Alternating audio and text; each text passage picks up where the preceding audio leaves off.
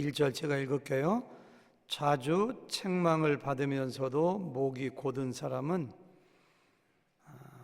갑자기 패망을 당하고 피하지 못하리라. 그 임기의 상황 한계점이라는 말이 있잖아요, 그렇죠? 풍선의 바람을 이렇게 넣다 보면 어느 순간 빵 터져버리는 거 있잖아요. 마찬가지예요. 책망을 또 해요. 하나님께서 우리 책망하시고 경고하시고 하다가 임기의 상황 한계점이 이르면 그때는 뭐냐면 갑자기 패망을 당하고 피하지 못하리라. 우리 인간 관계 속에서 또 여러 가지 상황 속에서 그런 게 굉장히 많습니다. 인간관계 속에서도 도저히 더 이상 안 되겠다. 이제 너하고는 끝이다. 꽝 터져. 그렇죠?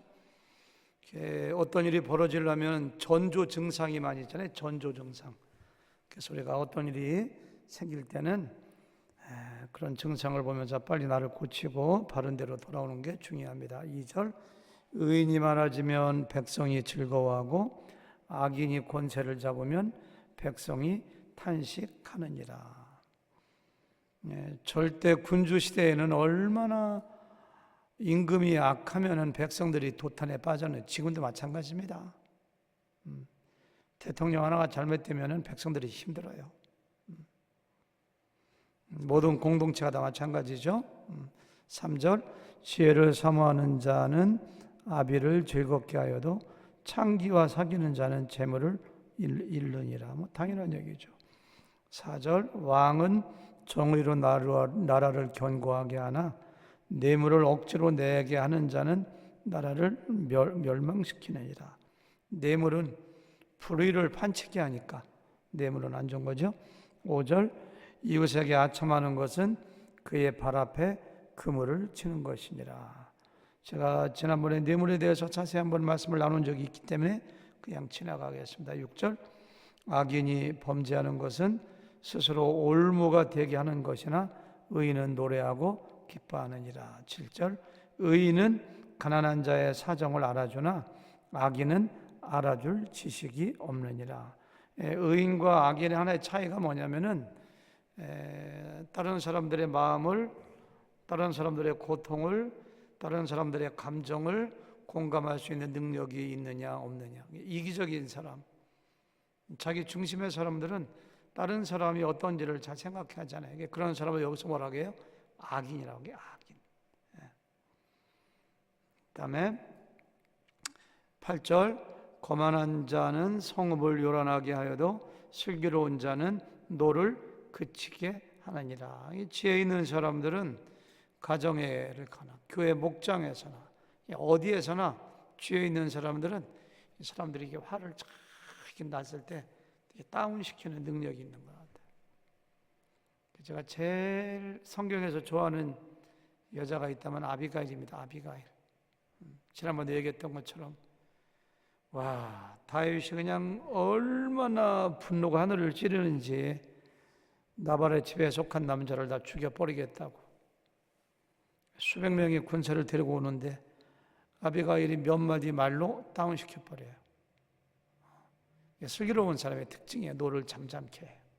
어리석은 사람은 다른 사람이 이렇게 화를 낼 때 거기다가 기름을 부어버려요. 기름을.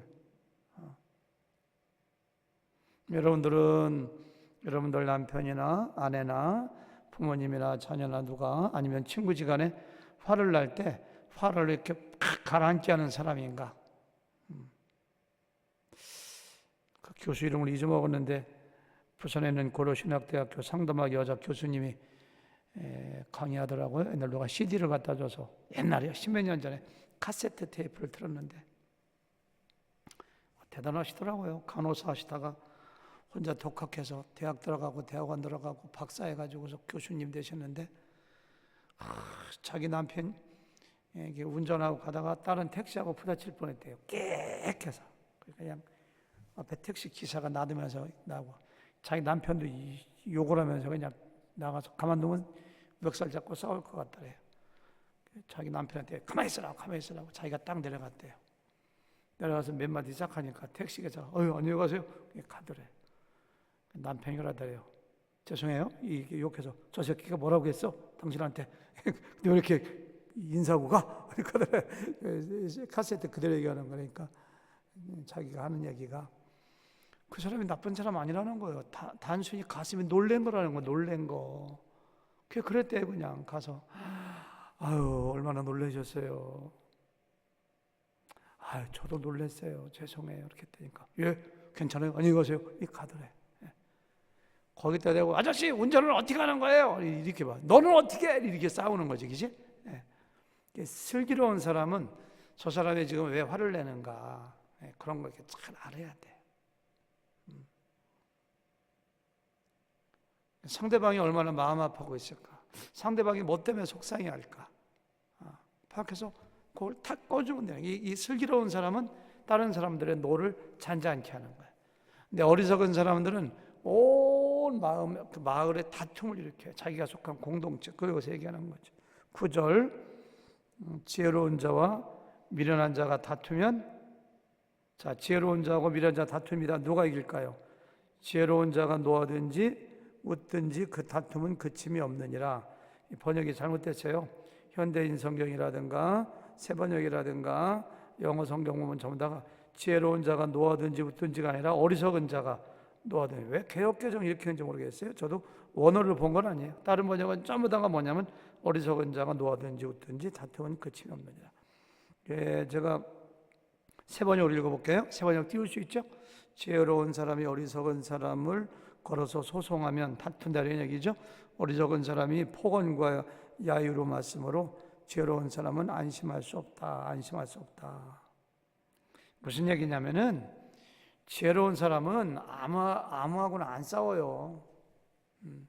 어리석은 사람하고 싸워봤자 지혜로운 사람이 손해요. 막무가내이기 때문에. 여러분들 싸워서 이기는 게 중요한 게 아니라 부부지간도 마찬가지고 친구지간도 갈등이 생기면 마찬가지고요. 싸움을 피하는 게 최고 지혜로운 거예요. 지혜로운 사람끼리는 다툴 일이 있으면 따져보기도 하고 다퉈도 괜찮아. 서로가 지혜로우니까 절제할 수 있는 능력이 있으면. 뭐하러 어리석은 사람하고 싸워요? 막무가내로 소리 지르고 욕할 텐데. 그럼 내 마음 상하지? 그러면 싸움이 끝이 안 나는데. 여러분들 누구하고 이렇게 따지고 다투는 것도 지혜로운 사람이 이렇게 봐가지고서 저 사람하고는 내가 다투지 말아야 되겠다. 저 사람하고는 내가 좀 엮이지 말아야 되겠다. 피하는 게 중요해요, 사실요. 그걸 여기서 지금 얘기하는 거예요.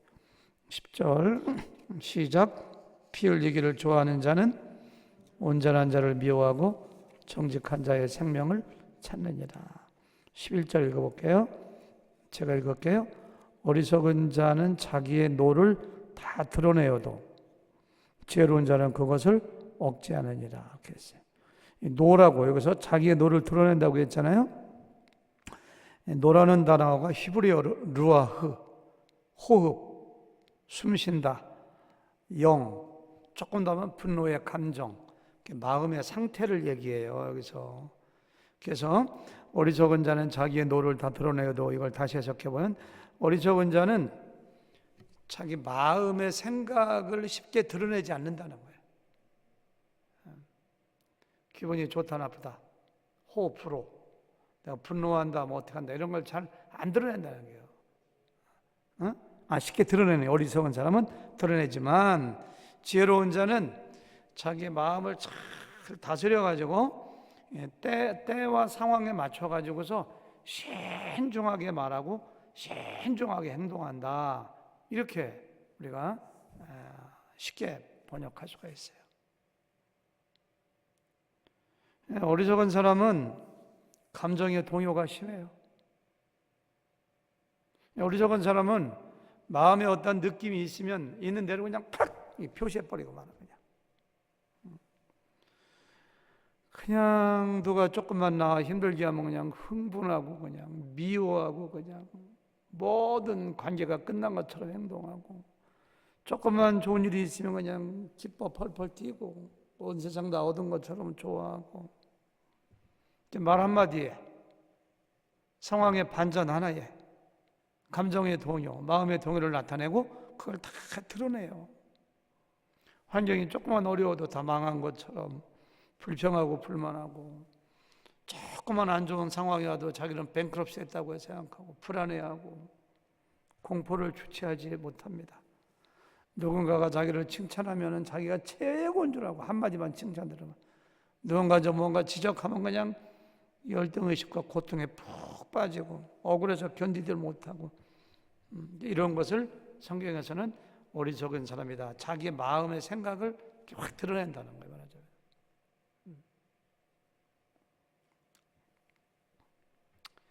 출애굽할 때 이스라엘 백성들을 보세요. 광야에서 먹을 것이 없으니까, 마실 것이 없으니까 모세를 돌로 쳐 죽이려고 해요. 우리를 애굽에서 죽었으면 좋았을 텐데 왜 데리고 왔느냐고 울부짖고 야단이야. 그냥 먹을 게 많이 있어, 만나도 있는데도 왜 고기 먹고 싶다고.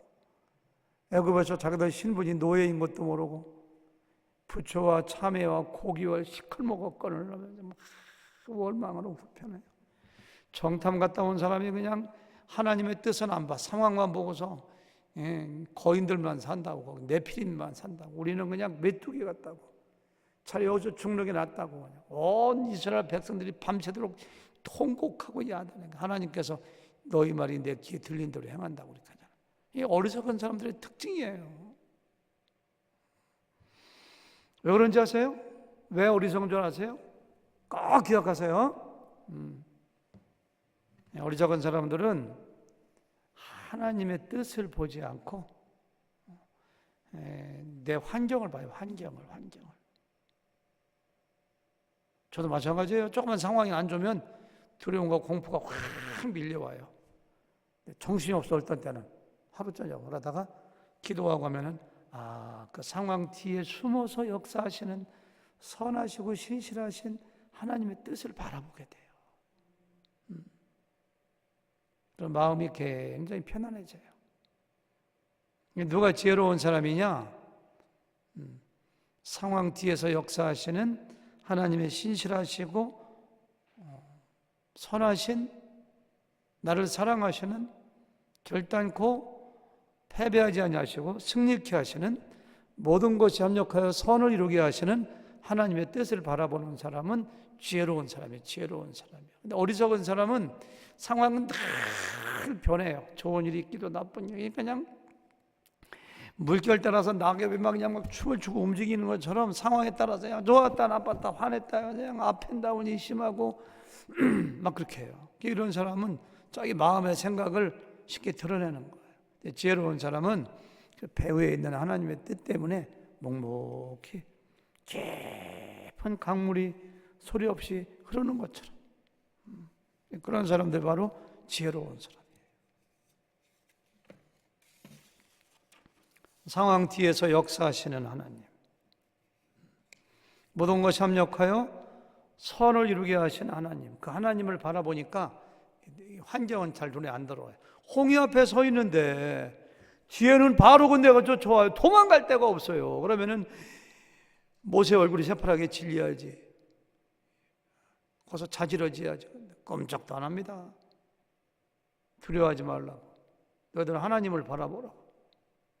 그러면서 지팡이로 그냥 홍해에 딱 담그니까 쫙 갈라져요. 하나님의 뜻을 보는 거예요. 하나님의 뜻을.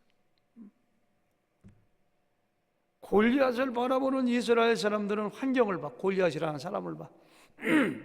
다윗은 뭐예요? 만군의 하나님 여호와 이름으로 나가노리, 할례받지 못한 놈 하면서 나가서 그냥 하나님의 선하신 뜻을 보는 거예요. 전쟁터에 나갔다가 블레셋의 망명에 있을 때 시글락에 돌아왔는데 다윗이 아말렉이 쳐들어와서 자기 부인들, 애들 다 600명의 군사들의 부인, 자녀, 재산 다 납치해갔어요. 다른 군인들은 다윗을 죽이려고 해요. 다윗은 꼼짝하지 않습니다. 대단한 믿음입니다. 너를 따라가자, 찾으러 가자. 아말렉 소녀 하나 만나가지고 물어보니까 어디 있다고 다 뺏어오잖아요. 풍랑일 때 예수님의 제자들은 두려워했지만 하나님께서 예수님께서 너희가 어찌하여 두려워하느냐 믿음이 없는 자들아 이렇게 했어요. 여러분과 제가 두려워하고 염려하고 근심 안 하고 마음의 동요가 심한 것은 믿음이 없는 거예요. 믿음이. 저도 마찬가지예요. 그럴 때 많아요. 근데 언제 믿음 주시냐면은 무릎 꿇고 기도하잖아요. 하나님이 아들아 괜찮다. 내가 있다. 너 잘 될 거야. 너 절대 패배하지 않아. 괜찮아. 잡아주세요. 어리석은 사람은 마음의 생각을 팍 드러내. 막 동요해. 막 폭발해. 막 좋아하고. 그런데 지혜로운 사람, 하나님 의지하는 사람은 깊은 강물처럼 꿋꿋하게 가는 거예요. 여러분들 그런 사람 되길 바랍니다. 아멘. 결심한다고 되는 게 아니에요. 하나님 말씀으로 무장해야 되고요. 기도로 여러분들 믿음을 키워야 돼요. 말하자면. 우리가 그런 예를 엄청나게 될 수가 있죠.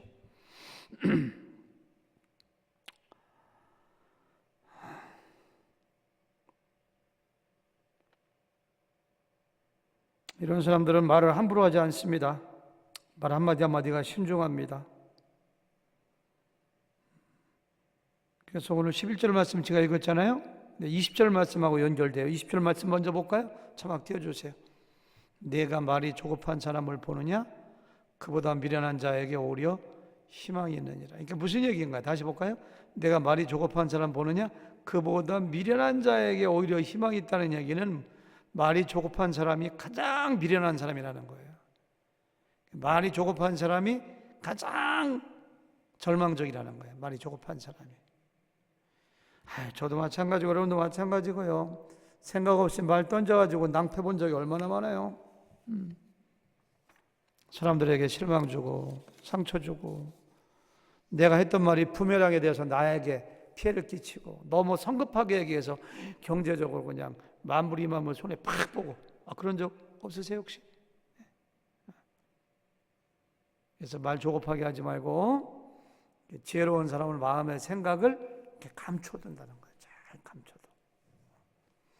12절 아까 11절 했으니까 12절 관원이 거짓말을 들으면 그의 하인들은 다 악하게 되느니라. 여기서 관원은 통치자를 얘기해요. 왕. 그래서 세번역을 보니까 통치자가 거짓말에 귀를 기울이면 신하들은 모두 악해진다 이렇게 했어요. 통치자가 거짓말에 귀를 기울인다는 얘기는 귀가 얇아가지고 사람들한테 다 속는다는 이야기도 있지만은 사람들의 유혹과 그 간신들의 가모니설에 속아넘어서 정치를 잘못하고 불의의 길로 간다는 거예요. 그러니까 통치자가 독재자가 되거나 통치자가 악을 행한다든가 잘못하잖아요. 그러면 그 밑에는 신하들은 전부 다 악하게 된다는 거예요. 말하자면요. 그렇죠. 만약에 왕이 있어가지고서 내가 좀 왕궁을 지어야 되겠는데 뭐를 해야 되겠는데 백성들에게 세금을 작년보다 2배를 거둬야 되겠다. 누가 간신히 와서 얘기한 거거든요. 거기 이제 넘어간 거예요. 그러면은 신하들에게 세금을 작년에 2배를 거둬라. 그러면은 신하들은 세금 거두기 위해서 백성들을 얼마나 탄압하고 혹세무민하고 힘들게 하겠어요. 그러니까 신하들까지 악하게 되는 거예요. 대통령 한 사람 잘못하면은 그 밑에서 일하던 강요라든가 공직자들이 나중에 끝나고 나면 줄줄이 감옥 가는 거 우리가 계속 보잖아요. 대통령이 무서운 자리 같아요. 특별히 한국 같은 경우는 한 정권 끝나면 그냥 줄줄이 감옥 가야지 매번마다 그렇더라고요. 대통령은 정말 법에 입각해서 정의롭게 중심을 잡고 딱 서 있어야 되는데 잘못하면 이렇게 된다는 거예요. 백성들이 신하들이 이렇게 악해진다는 거예요.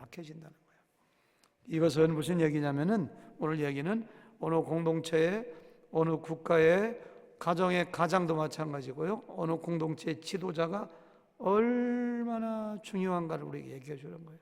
지도자 하나가 어떻게 하냐에 따라서 교회도 마찬가지입니다. 담임 목사가 이상한 목회 철학을 갖고 있거나, 담임 목사의 교회론이 잘못됐거나, 구원론이 잘못됐거나,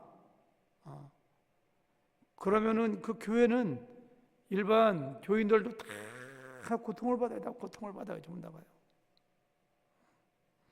이 말을 좀 뒤집어서 얘기하면은 신하들 입장에서 보세요. 신하들 입장에서는 내가 모시고 있는 왕이, 내가 모시고 있는 공동체 지도자가 어떤 사람인가를 이렇게 생각해 보는 거예요. 내가 속해 있는 공동체의 리더는 어떤 사람인가? 내가 주인으로 삼고 있는 우리 공동체의 왕은 선한 사람인가, 악한 사람인가? 아무리 선한 신하도 이 사람이 악한 일을 계획하면 거기에 따라갈 수밖에 없어. 자기도 악한 사람 되는 거예요. 조금 어리석고 악한 면이 있어도 왕이 선하고 좋아서 큰 프로젝트 같은 거 할 때면 그냥 좋은 거 하면은 좀 어리석고 좀 악한 사람도 거기 그 시스템 속에 들어가면 선한 일을 하게 되는 거예요. 내가 속해 있는 공동체가 무엇을 추구하는 공동체인가? 내가 주인으로 삼은 왕은 어떤 왕인가? 이걸 볼 수 있는 통찰력을 우리에게 키워주는 거예요.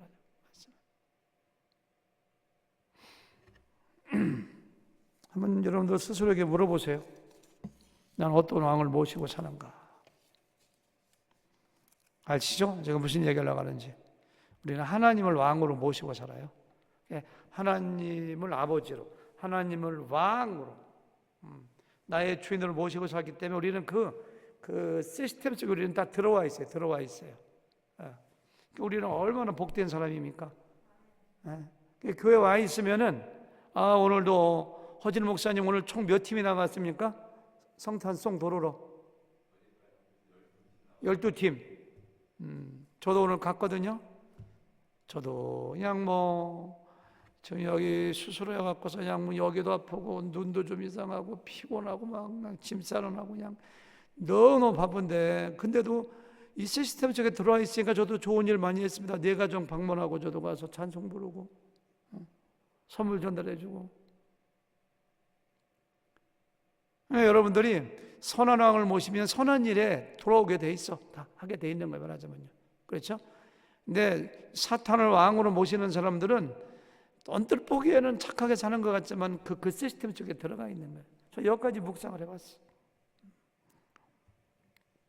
13절 다 같이 시작. 가난한 자와 포악한 자가 섞여 살거니와 여호와께서는 그 모두의 눈에 빛을 주시느냐. 이 무슨 뜻일까? 가난한 자와 포악한 자. 가난한 자를 갖다가 막 이게 물질을 뺏고 세금을 많이 매기고 이렇게 해가지고, 포악한 자라는 것은 부자이면서도 사람들 물건을 뺏는 포악한 자가 함께 하니까 선한 자와 악한 자가 함께 사는데, 하나님은 그 모두에게 눈에 빛을 주신다라는 얘기는 빛이 없으면 죽잖아요. 그래서 생명을 주신다는 거예요. 생명을. 마태복음 5장에 보니까 예수님께서 그런 말씀을 하세요. 원수를 사랑하라, 너희를 박해하는 자를 위하여 기도하라 라고 하면서 이같이 한즉 하늘에 계신 너희 아버지 아들이 되리니, 그 다음 보세요. 이는 하나님이 그 해를 누구에게? 악인과 선인에게 비추시며, 비를 누구한테? 의로운 자와 불의한 자에게. 태양이 그냥 악한 사람에게 안 비추고 선한 사람에게만 비추면 얼마나 좋을까? 하나님은 일반적인 사랑이라고 하잖아요. 그걸 다 이렇게 주신다는 거예요. 그래서 하나님들이 이런 악한 자를 사랑하셔서 은혜를 베푸시는데, 너희들도 악한 자를, 원수를 사랑해야 돼. 박해하는 자를 기도해야 돼. 하나님이 그들을 사랑해. 예수님께서 그들을 위해서도 돌아가셨어. 이렇게. 여기 그런 뜻이거든요. 가난한 자와 포악한 자가 막 섞여서 세상은 여호와께서 모두의 눈에 빛을. 14절 왕이 가난한 자를 성실히 신원하면 그의 왕위가 영원히 견고하리라. 신원한다는 것은 잘 돌본다는 거예요. 왕이 가난한 사람을 잘 돌보고 그 사람들을 위해주면 하나님이 그런 분이니까 왕위가 견고해지는 거예요. 제가 사흘 전에도 우리 어떤 성도님하고 잠깐 대화할 기회가 있었는데 그런 얘기예요. 목사님, 제가 우리 교회 온 지가 몇 년 됐는데요, 제가 우리 교회 올 때 얼마나 경제적으로 어려웠는지 정말 힘들었는데 우리 교회에서 너무너무 어렵다고 해서 정말 이름도 없이 빛도 없이 아무도 모르게 저에게 이런 걸 해주셨는데 너무너무 그때 힘이 되고 감사하고 하나님이 주신다고 생각해서 감사해서 지금은 제가 먹고 살만하잖아요. 내가 너무너무 어려울 때 교회에서 해준 게 감사해서 지금은 막 도우며 살고 싶어요. 도우며 살고 싶어요. 진짜로 굉장히 많이 도와주거든요. 먹고 살만한 게 아니라 괜찮은 것인 것 같아요. 수입이 얼마인가 안 물어봤는데 저보다 훨씬 많은 것 같아요. 보니까. 그래서 그렇게 눈에 밟힌대요. 어려운 사람들의 교회 도와주고 싶다고 그런 얘기를 사흘 어제 그저께 지난 수요일날 그저께 저한테 하시더라고요. 우리 교회 공동체가 왕이 가난한 자를 성실하게 잘 케어해주면 우리 교회가 든든히 서는 거예요. 그래서 우리 교회는 앞으로 금년에도 우리가 나눔 사역비가 꽤 많이 있는데 좀 많이 해갖고서 우리 교회 어려운 사람이 없도록 하면 얼마나 좋을까요? 그렇죠? 많지는 않지만 코로나 와중에서도 서로가 많이 돕는 모습을 보고 얼마나 감사했는지. 14절부터 21절까지는요 하나의 주제가 있는데 먼저 14절 읽어볼까요? 시작. 15절부터인데 하나의 주제가 있는데 뭐냐면 인간은 어쩔 수 없이 아담의 자손이라는 거예요.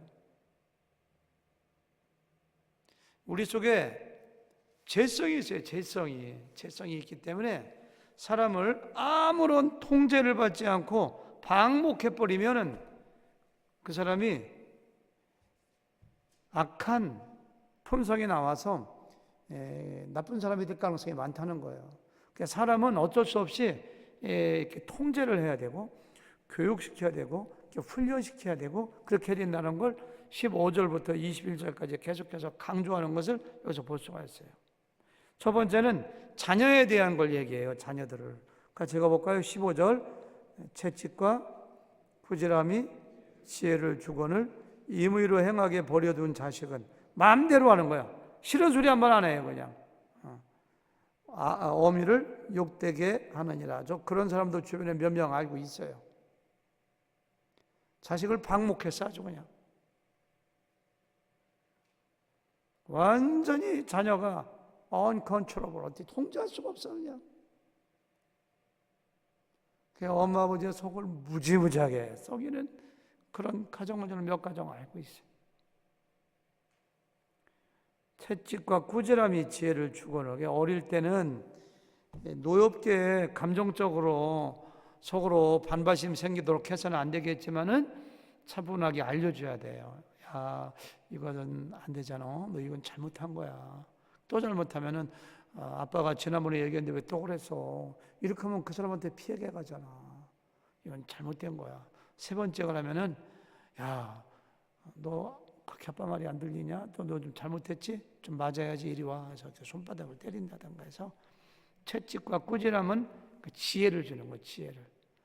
근데 내버려 두면은 뭐냐면 애가 나중에는 아주 스포일되고 잘못돼가지고서 엄마 아버지를 욕되게 한다. 그 반대말이 17절이에요. 17절 시작. 내 자식을 징계하라. 그리하면 그가 너를 평안하게 하겠고 또 내 마음에 기쁨을 주리라. 이렇게 징계하라. 말씀으로 잘 훈련시키라. 이렇게 우리에게 말씀하고 있는 것을 여기서 볼 수가 있습니다. 우리 모두는 하나님의 형상과 하나님의 모양대로 창조되었어요. 근데 우리에게 아담의 불순종에 대한 죄성이 또 그대로 남아있어요. 우리 속에는 두 가지가 있잖아요.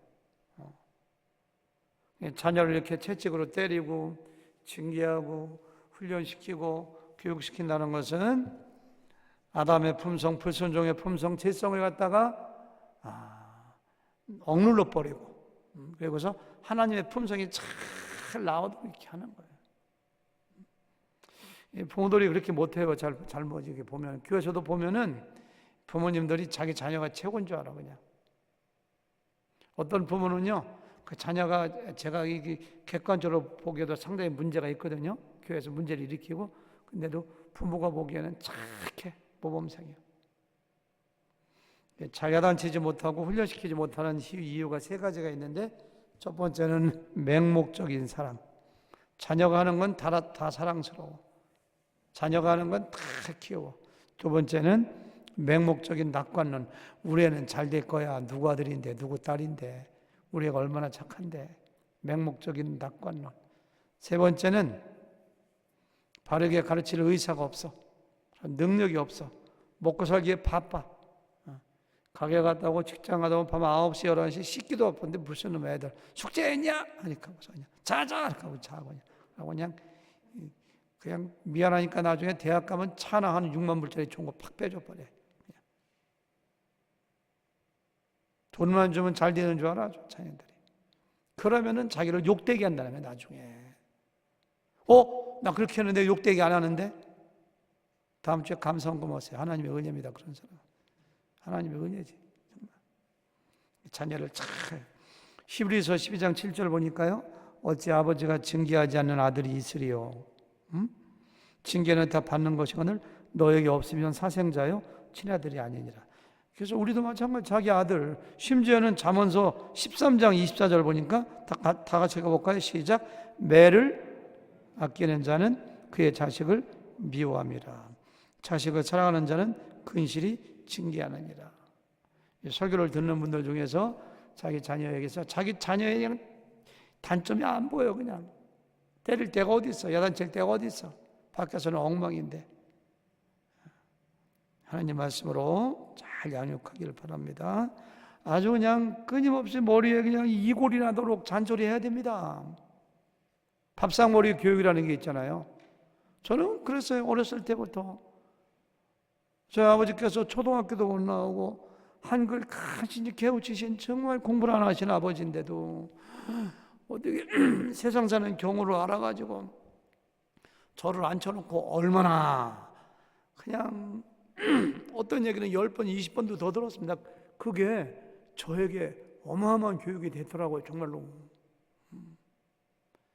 얼마나 많이 말씀하셨는지 몰라요. 술만 드시고 오시면 자는 놈을 깨워가지고서 앉혀놓고서 2시간, 3시간씩 너는 잘해야 돼. 8대 장소녀 우리 집에 인사 잘하고 뭐하고 그냥 그런 얘기들이 아주 저한테 이골이 났어.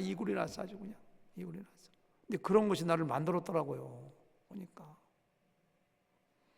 제가 샌안토니에 오고 가면서 그 11시에 뵈니까 아침에 못 가요. 그래서 토요일 날 출발해서 아들 집에서 자고 가거든요. 오스틴에 룸메이트가 있어요. 근데 거기 있는 녀석이 그러더라고. 저를 보더니 몇 번 얘기해 보더니 제 아들 이름이 찰리거든요. 근데 목사님 찰리하고 너무 똑같아요. 그래서 뭐가 그러니까 조크하고 농담하는 게 빼박았어요. 아주 빼박았어요. 나 우리 아들이 이렇게 농담하는 애인지 몰랐어요. 저처럼 똑같아. 아주 그냥 저하고. 얘가 내 농담을 언제 배웠나? 그래서 2살, 3살, 4살, 7살 때부터 아빠 아니 그냥 그 이골이 백인 거예요. 자녀들은 부모님의 뒤통수를 보고 자란다고 하잖아요. 안 보는 것 같아도 딱 봅니다. 우리 아버지 어머니가 문 닫아놓고서 드라마 보고 있나, 기도하고 있나, 성경 보고 있나, 차 타고 가면서 우리 아버지 어머니가 누구 욕하고 있나, 우리 아버지 어머니가 어떻게 하면 교회 잘 섬길 것인가, 하나님 때문에 살 것인가, 그러니 다 들어가서 아이들을 만드는 거예요. 깜짝 놀랐어요. 우리 아들이 저희 집을 떠난 지가 벌써 한 14, 15년 되거든요. 고등학교 때 떠났거든요. 18살 때. 32살이니까 제가 33살이니까 이제 15년 되네. 15년. 언제 그렇게 저를 닮았느냐 이거예요. 조카는. 난 몰랐어요. 근데 똑같아 말하는 거예요. 자녀를 좀 잘 키웠으면 좋겠어요. 아멘. 허 목사님은 아멘 안 하시는 거 보니까 다 키웠는데 뭘 걸어서 이렇게 하시는 것 같아요. 두 번째는, 첫 번째는 뭐예요? 누구를 통제하라고요? 자녀들을 잘 징계하고. 근데 두 번째는 누구냐면은 백성들. 18절 볼까요? 다 같이 시작. 묵시가 없으면 백성이 방자히 행하거니와 율법을 지키는 자는 복이 있느니라. 묵시가 리빌레이션. 하나님 말씀은 계시거든요. 하나님 말씀이 없으면 백성이 지 멋대로 행하는 거지, 멋대로. 방자히 행하는 거예요, 방자히. 근데 율법을 지키는 자, 그러니까 사람을 통제하는 것은 결국 우리 속에 계시는 성령님이시고, 두 번째는 뭐예요? 하나님 말씀이 나를 이렇게. 사도 바울은 에베소 교회 장로들에게 밀레도에서 내가 너희를 주와 말씀에게 부탁하여, 말씀이 나를 통제해야 돼요. 허진 목사님하고 이대수 목사님께 그저께 아침 먹으면서 제가 얘기했는데, 제가 며칠 전에 어디 가서 좀 따질 게 있었거든요. 어디 가서 이렇게 좀 화낼 일이 있었어요. 좀 화가 나더라고. 가서 좀 얘기 좀 해야 되겠다 있었는데, 그날 아침에 잠언서 29장 설교 준비하기 위해서 먼저 좀 읽어봐야지, 시간 날 때마다 읽어보는데, 그날 아침에 쭉 읽어보는데 아까 읽었던 11절 말씀이 귀에 확 눈에 들어오더라고요. 우리 적은 자는 자기의 노를 다 드러내고 지혜로운 자는 그것을 억제하느니라. 22절 말씀도 노하는 자는 다툼을 일으키고 성내는 자는 범죄하며, 이 말씀이 팍 들어와서 아유 뭘 화내면 안 되지. 화내지 않고 거기 가서 그분을 위로했다니까. 제가요 위로했어요. 그냥 가서. 그래도 관계가 좋아지더라고요. 위로했어요. 제가 가서. 그래서 묵시가 없으면 백성들이 방자히 지 멋대로 행하는 거예요. 하나님 말씀이 없으면은 하고 싶은 대로 그냥 막 행하는 거예요. 화나면 화내고, 막 그냥 욕하고 싶으면 욕하고. 근데 하나님 말씀이 자기를 통제, 말씀을 지키는 자는 거기 뭐라고 했어요?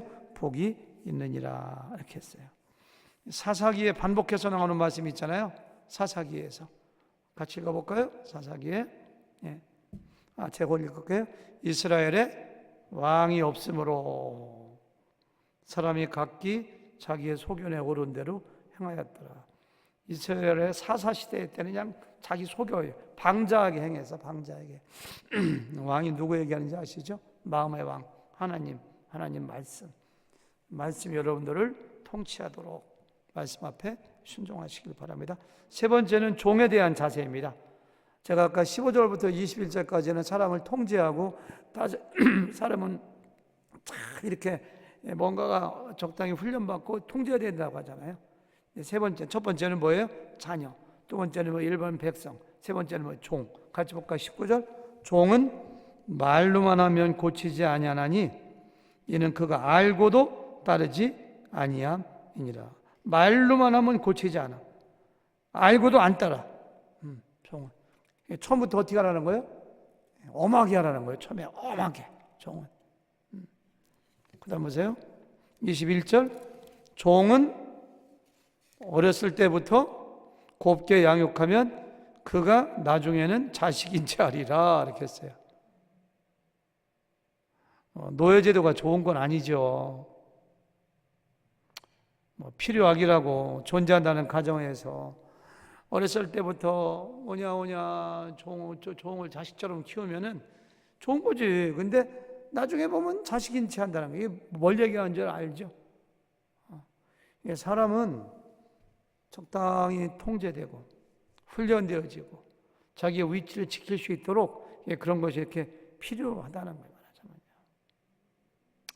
제가 목회하면서 제일 못하는 것 중에 한 가지가, 못하는 게 굉장히 많은데 제일 못하는 것 중에 한 가지가, 너무 인정이 많아가지고 성도들을 갖다가 못 살게 달달달 구해야 되는데 40일 특별 새벽 기도회 막 이런 거 해야 되는데 100일 특별 새벽 기도회, 그래서 5시까지 다 나오라고 그냥 막 전화하고 그냥 누구누구 집사 왜 안 나오셨어? 이렇게 해서 그냥 100일 동안 그냥 여기에 그냥 150명씩 200 차가서 막. 근데 그걸 저는 못해요. 뭐 그걸 못해 그냥. 제 아내는 저하고 틀려요. 아내가 여보 꼭 하는 얘기가, 이제까지 10번도 더 얘기해서, 사람은 적당히 통제하고 자기 맘먹는다고 안 되기 때문에 조금 강제력을 해야지 하지, 그렇게 해서 안 돼. 집사람이 그런 얘기를 몇 번 하더라고요. 누구는 몰라 알지만 성도들 딱 해서 참 더 재워야 되는데. 훌륭한 목사님들은, 이대서 목사님도 너무 착해서 못할 것 같아. 근데 저 닮으면 안 됩니다. 그래서 성도님들 좀 못 살게 구해야 돼요. 사실 어느 정도는. 훈련소에 조교했던 분들이 이런 거 잘할 것 같아요. 저는 그런 걸 못해요. 성도를 훈련시키려면은 사람들이 하고 싶어도 안 돼. 자기가 누군가가 외부에서 이렇게 통제를 가하고 또 그런 걸 좋아하는 성도들이 있더라고. 저한테 가끔 컴플레인 성도님도 있어요. 가끔 해요. 목사님 확 좀 다 잡으세요 좀, 뭐 이런 분도 있고 막 그래요. 저는 못해요 그거. 그냥 기다려주고 이렇게 맡기고 오면 오고, 속으로는 엄청나게 오길 바라지 막 전화도 돌리고 싶지. 근데 그러면 안 된다는 거예요 이게. 네, 사람은 게으른 본성이 있어요. 자꾸 눕고 싶어. 자꾸 악으로 가까이 가려고 해. 그러면 안 된다는 거예요. 그냥. 다른 교회 방문해 보면은 조교와 같이 강한 카리스마가 있는 목사님들이, 성도님들은 고단해도 교회가 꽉 한마디면 꽉꽉 돌아가고 잘 돌아가는 교회 가끔은 있더라고요. 그런 예화 들어보셨잖아요. 어떤 선교사님이 사막을 여행하다가 천막을 치고 잠을 자게 됐대요. 사막에서. 사막의 밤은 춥잖아요. 천막을 치고 잠을 자는데 너무너무 추니까 밖에 있던 낙타 타고 왔거든요. 낙타가 이렇게 하더니 그 안에다 머리를 이렇게 들이놓고 있더래요. 그래서 아유 저놈이 얼마나 추면 저랄까. 그래서 너 그래 머리라도 좀 따뜻하게 있어라 해서 천막 앞에 놓았대. 새벽에 보니까 몸까지 다 들어오고 자기가 밖에 밀려나 있더래. 무슨 얘기하는지 알죠? 우리 속에 들어오는 죄악, 육신의 정욕, 우리 속에 성령의 음성이 있고 육체의 소욕이 있는데 조금씩 양보해. 조금 양보해. 그러면 어느 절에 그것이 내 천막을 꽉, 내 인생을 다 들어차 있는 거야. 그래서 지도자는 강제적으로 그렇게 하지 않도록 이렇게 꽉 막아줘야 돼요. 그거 여기서 얘기하는 거죠. 종을 어렸을 때부터 곱게 영육하면, 종은 종이거든요. 나중에는 자식인 줄 알아. 종은 종인데, 종은 종답게 대해야 되는데. 여기까지만 할게요. 23절부터 27절까지 한번 읽어보고 마치겠습니다. 우리가 잠언서문 다 읽는 게 또 목적이니까. 민두식 목사님이 자꾸 시계를 봐서 일찍 끝나야 되겠어요. 자꾸가 아니라 한 번 모셨어요. 시계 안 보는 것 같아도 제가 다 보입니다. 이렇게 해서 빨리 끝나야 되겠어요. 23절, 사람이 교만하면 낮아지게 되겠고 마음이 겸손하면 영예를 얻으리라. 교만한 사람은 제일 싫어해요. 교만한 사람은 섬길 수가 없어요. 자기가 높다고 생각하기 때문에. 24절, 사람이 도둑과 짝하는 자는 자기의 영혼을 미워하는 자라. 도둑은 악한 사람의 상징이지, 도둑이 됐건 악한 사람 됐건 강도가 됐건 뭐 가늠하는 사람이 됐건 술 주정탱이가 됐건 그런 사람하고 짝하는 사람은 자기 영혼을 팔아버리는 거, 미워하는 거예요. 그는 저주를 들어도 진실하지 않은. 25절, 사람을 두려워하면 올무에 걸리게 되거니와 여호와를 의지하는 자는 안전하리라. 제가 지난주에 이 말씀 들었어요. 하나님께 인정받으려고 해야지 사람에게 인정받으려고 하면, 일단 지난주에 제가 무슨 말씀했느냐면은 자기가 자기를 칭찬하지 말고 다른 사람이 나를 칭찬하게 하라. 다른 사람이 나 칭찬하게 하려면 어떻게 될까? 섬겨야 되고 뭐하고. 그런데 우리의 궁극적인 목적은 삶의 결과로 칭찬을 받아야지 칭찬받기 위해 하는 것은 아니다 하면서 들었어요. 사람을 의식하게 되면 두려워하면 올무에 걸려요. 우리는 하나님께 인정받으면 된다. 그런 얘기할 때 제가 들었던 거예요.